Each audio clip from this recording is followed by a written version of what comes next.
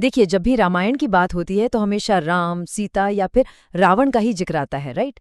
लेकिन आज हम एक ऐसे किरदार पर बात करने वाले हैं जिसे अक्सर किनारे कर दिया जाता है, और वो है मंदोदरी। उन्हें महज रावण की पत्नी मान लेना उनके इतने गहरे और साहसी चरित्र के साथ बहुत नाइंसाफी होगी।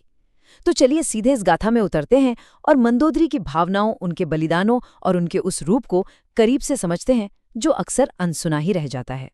शुरुआत इस बेहद शक्तिशाली पंचकन्या श्लोक से करते हैं। अहल्या, द्रौपदी, सीता, तारा, मंदोदरी तथा पंचकन्या स्मरे नित्यम महापातकनाशनम। हिंदू परंपरा में अहल्या, द्रौपदी, सीता और तारा के साथ साथ मंदोदरी का भी नाम लिया जाता है, और मान्यता ये है कि इन पांचों कन्याओं के रोजाना स्मरण भर से बड़े बड़े पाप धुल जाते हैं। जरा सोचिए, लंका के एक बेहद क्रूर असुर साम्राज्य की पटरानी को इतना पवित्र और ऊंचा दर्जा, ये कोई छोटी बात नहीं है। तो यहाँ एक बहुत बड़ा सवाल खड़ा होता है, रावण जैसे राजा की रानी होने के बावजूद मंदोदरी को इतना सम्मान क्यों मिला? वो प्रातःस्मरणीय क्यों है? इसी रहस्य पर हमारा आज का ये पूरा विश्लेषण टिका है। हम देखेंगे कि कैसे वो सिर्फ एक मूक दर्शक नहीं थीं, बल्कि एक ऐसी महिला थीं जो विनाश और भारी अहंकार के बीच भी धर्म पर डटी रहीं। चलिए अब आगे बढ़ते हैं अपने पहले भाग की तरफ। मंदोदरी, एक अनसुनी गाथा, उत्पत्ति और वंश। सबसे पहले उनके नाम का ही मतलब समझते हैं। संस्कृत में मंदोदरी के दो बहुत ही दिलचस्प अर्थ निकलते हैं। पहला है मंद और उदर, यानी पतली कमर वाली या फिर बेहद शांत और कोमल स्वभाव वाली। ये उनके रूप और सौम्यता को दर्शाता है। लेकिन एक दूसरा, थोड़ा हैरान करने वाला पौराणिक प्रसंग मंडूक यानी मेंढक से भी जुड़ा है। कथाओं के अनुसार एक अप्सरा को श्राप मिला था, जिसने बाद में शिवजी की कृपा से मंदोदरी के रूप में जन्म लिया। कुल मिलाकर ये नाम उनके कोमल लेकिन गहरे जीवन का प्रतीक है। अब उनके परिवार को देखिए। मंदोदरी महान असुर वास्तुकार मयासुर और एक अप्सरा हेमा की बेटी थी। इसका मतलब समझ रहे हैं? उनके अंदर स्वर्ग जैसी सुंदरता और असुरों जैसी फौलादी ताकत, दोनों का एक अद्भुत संगम था। और सिर्फ इतना ही नहीं, वो मेघनाद यानी इंद्रजीत जैसे अजेय योद्धाओं की माँ भी थी। अपने इसी बेहद खास वंश की वजह से लंका के राजदरबार में उनका रुतबा इतना मजबूत और शाही था। हमारी चर्चा का अगला हिस्सा है बुद्धिमत्ता और नैतिक साहस। ये उनके जीवन का वो पहलू है जहां नैतिकता और माहौल के बीच एक जबरदस्त टकराव देखने को मिलता है। हमारे मन में अक्सर ये बात आती है कि एक ऐसी रानी जो अपने ज्ञान, अपनी बुद्धि और धर्मनिष्ठा के लिए इतनी मशहूर थी, वो रावण जैसे अत्याचारी शासक के साथ क्यों रुकी रही? यही तो मंदोदरी के जीवन का सबसे बड़ा नैतिक धन संकट था। अपनी वफादारी और रावण के विनाशकारी अहंकार के बीच फंसी मंदोदरी की यही उलझन उनके किरदार को बहुत ज्यादा वास्तविक और गहरा बना देती है। इन दोनों के बीच का अंतर देखिए। एक तरफ रावण था जो पूरी तरह से अपने अहंकार, असीमित दर्प और अनियंत्रित वासना के वश में था, और दूसरी तरफ मंदोदरी जो धर्म, दूरदर्शिता, संयम और गहरी करुणा से चलती थी। वो एक ऐसे साम्राज्य में धर्म की मौन रक्षक थीं जो अंदर से खोखला होकर ढह रहा था।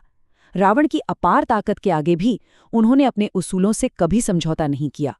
उनका निडर स्वभाव खुद उनके ही शब्दों में बहुत साफ झलकता है। उन्होंने बिना डरे रावण को सीधे चेतावनी दी थी और कहा था, हे स्वामी, इस पर विचार करें और उनसे अपनी शत्रुता त्याग दें ताकि मुझे विधवा का वेश धारण न करना पड़े।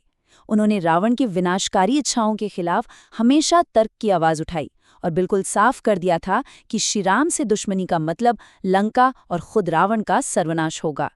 और ये ध्यान रखना जरूरी है कि उनकी नैतिकता सिर्फ बड़ी बड़ी बातों तक ही सीमित नहीं थी। वाल्मीकि रामायण में एक ऐसा प्रसंग आता है जहां अशोक वाटिका में रावण गुस्से में आकर सीता जी को मारने के लिए अपनी तलवार उठा लेता है। पता है तब क्या हुआ?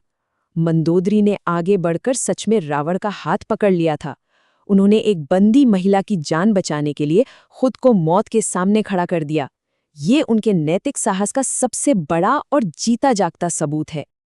आइए अब अगले सेक्शन की ओर चलते हैं। साहित्य में मंदोदरी के अलग अलग रूप। अलग अलग ग्रंथों में उन्हें कैसे दर्शाया गया है, ये देखना काफी रोचक है। हम किसी एक को ही अंतिम सच नहीं मान रहे, बल्कि निष्पक्ष रूप से इन सभी को देख रहे हैं। वाल्मीकि रामायण उन्हें एक ऐसी शोकग्रस्त रानी के रूप में दिखाती है जो सत्ता के दुखद अंत की गवाह बनती है। वहीं तुलसीदास जी के रामचरितमानस में वो श्री राम की एक बहुत ही ज्ञानी और गुप्त भक्त हैं। एक और हैरान करने वाली बात, अद्भुत रामायण उन्हें सीधे सीता जी की जैविक माता के रूप में प्रस्तुत करता है, जबकि जैन रामायण में वो अहिंसा और सुलह की बहुत बड़ी समर्थक हैं। ये सभी अलग अलग व्याख्याएं मिलकर उनके किरदार को और भी बड़ा और दिलचस्प बना देती हैं। अब बढ़ते हैं इस एक्सप्लेनर के सबसे भावुक हिस्से की ओर, संघर्ष और महान बलिदान। रावण के उस एक अहंकार की बहुत भारी कीमत मंदोदरी को चुकानी पड़ी। उन्होंने जो दर्द सहा उसकी हम कल्पना भी नहीं कर सकते। युद्ध में अजय इंद्रजीत सहित अपने वीर बेटों की मौत का दुख, अपने पति रावण की भयानक मृत्यु और अपनी आंखों के सामने अपने उस महान लंका साम्राज्य को जलते और गिरते हुए देखना। लेकिन शायद सबसे बड़ा बोझ उस युद्ध के बाद जिंदा बच जाना था, जिसे रोकने के लिए उन्होंने अपनी पूरी जान लगा दी थी। सच में उनका पूरा जीवन महान बलिदान की एक चरम सीमा है। जरा उनके इस संघर्ष की पूरी टाइमलाइन पर नजर डालिए। युद्ध शुरू होने से पहले वो लगातार रावण को शांति के लिए समझाती रहीं। युद्ध के दौरान उन्होंने अपने बच्चों को खोने का एक माँ का सबसे भयानक दुख झेला। युद्ध के अंत में वो अपने पति के मृत शरीर पर विलाप कर रही थी। और फिर युद्ध के बाद कुछ ग्रंथों के अनुसार उन्होंने अपनी सारी व्यक्तिगत पीड़ा को किनारे रखते हुए लंका में फिर से स्थिरता लाने के लिए विभीषण से विवाह करने का एक बेहद कठिन और व्यावहारिक फैसला लिया। रावण की मृत्यु पर जो उनका अंतिम विलाप था, वो सचमुच दिल चीर देने वाला है। उन्होंने रोते हुए कहा था, मुझे बहुत गर्व था कि मेरे पिता असुरों के राजा थे, मेरे पति असुरों के स्वामी थे और मेरा पुत्र इंद्र का विजेता था। आपने कभी मेरी नहीं सुनी, अब आपने उसका फल पा लिया है। इन शब्दों में उनका गहरा गर्व और रावण के पापों का जो कड़वा एहसास है, वो एक साथ छलक पड़ता है। अंत में उन्होंने सत्य के सामने घुटने टेके और इस बेहद कठोर परिणाम को स्वीकार कर लिया। अब आते हैं अपने अंतिम भाग पर, आधुनिक युग में मंदोदरी की प्रासंगिकता। तो आज के समय में ये कहानी हमारे लिए क्यों मायने रखती है? देखिए, मंदोदरी सिर्फ एक पुरानी कहानी का पात्र नहीं है। वो महिलाओं के लचीलेपन और सही गलत की पहचान का एक जीता जागता टाइमलेस प्रतीक है। उन्होंने उस जमाने के इतने कठोर पितृसत्तात्मक ढांचे के अंदर रहकर भी अपनी एक स्वतंत्र सोच बनाए रखी और चुपचाप ही सही लेकिन बहुत मजबूती से गलत का विरोध किया।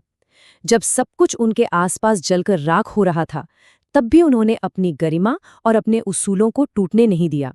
तो इस चर्चा को हम एक बहुत ही विचार उत्तेजक सवाल के साथ खत्म करते हैं। क्या मंदोदरी सिर्फ एक दुखद रानी है या फिर पूर्ण सत्ता और अहंकार के सामने धर्म और लचीलेपन का अंतिम प्रतीक? उनकी ये अनसुनी गाथा हमें ये सिखाती है कि सच्ची ताकत हमेशा जीतने में नहीं होती, बल्कि अंत तक सही के साथ खड़े रहने में होती है। इस एक्सप्लेनर के साथ जुड़ने के लिए बहुत बहुत धन्यवाद। पौराणिक कथाओं के ऐसे ही गहरे और अनसुने पहलुओं के बारे में आगे भी हमारे साथ सीखते रहें।